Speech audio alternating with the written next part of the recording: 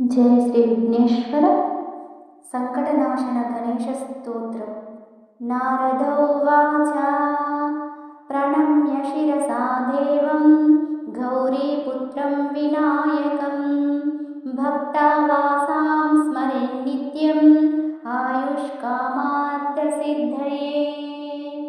प्रथमं वक्रतुण्डं च एकदन्तं द्वितीयकं तृतीयं कृष्णपिङ्गाक्षं गजवक्त्रं चतुर्थकं लम्बोदरं पञ्चमं च षष्ठं विकटमेव च सप्तमं विघ्नराजं च धूम्रवर्णं तथाष्टमं नवमं बालचन्द्रं च दशमं तु विनायकम् एकादशं गणपतिं द्वादशं तु गजाननं द्वादशैतानि नामानि त्रिसन्ध्यं यः पठेन्नरः न च विघ्नभयं तस्य सर्वसिद्धिकरं प्रभो।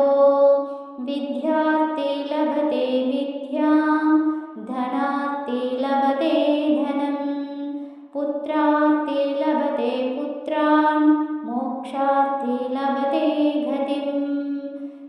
जपेत् गणपतिस्तोत्रं षड्भिर्मासै फलं लभेत् संवत्सरेण सिद्धिं च लभते नात्र संशयः।